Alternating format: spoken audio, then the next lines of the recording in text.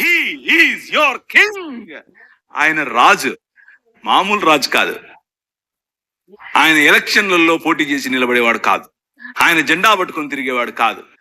కానీ హృదయం అనే నీ ఇంటిలోన రాజై కూర్చున్నవాడు, నీ జీవితాన్ని ఏలేవాడు. నువ్వు కట్టుకున్న బట్ట ఆయనది, నువ్వు మాట్లాడే భాష ఆయనది, నువ్వు ఉంటున్న ఇల్లు ఆయనది, నీ దేశం ఆయనది, నీ ఊరు ఆయనది, నువ్వు తిండి ఆయనది, నీ బ్రతుకు ఆయనదే.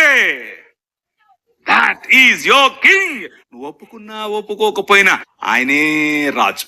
పరిసయ్యులు ఆయన్ని చూశారు. ఆయన్ని చూసి, యూదుల రాజుకు క్రీస్తువు నీవేనా అనంటే, ఆకాశమేఘారుడై మనుష్య కుమారుడు దేవుని వద్ద నుండి దిగివచ్చుట మీరు చూస్తారు అనంటే మతం తట్టుకోలేకపోయింది, బట్టలు చింపుకుంది. ఎందుకు అనంటే మనుష్యత్వాన్ని, నేను చెప్పాను మీకు, నిజమైన మనుష్యత్వాన్ని చూసినప్పుడు, నిజమైన దేవుని కుమారత్వాన్ని చూసినప్పుడు, నిజమైన దేవుని కుమారుడు బ్రతికే బ్రతుకును చూసినప్పుడు మతం తట్టుకోలేదు, బట్టలు చింపుకుంటది, బట్టలు చింపుకుంది. కానీ ఈ రాజు, నీ రాజు, ఆయన పరిసయ్యులు ఆయనను నిలువరించలేకపోయారు. పిలాతు ఆయనలో ఎటువంటి తప్పు కనుక్కోలేకపోయాడు. హేరోదు ఆయనను చంపలేకపోయాడు. మరణం ఆయనను బంధించలేకపోయింది. సమాధి ఆయనను కట్టి పడేయలేకపోయింది. 3వ దినమున ఆయన సమాధిని గెలిచి లేచాడు. Is your king.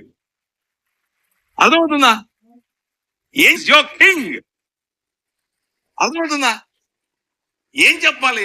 నాకు సరిపోవట్లేదు నా భాష ఈ రాజు గురించి చెప్పడానికి. ఆ రాజు ప్రతినిధులు మీరు. రాజు రాజ్యాన్ని మీరు ప్రకటిస్తున్నారు.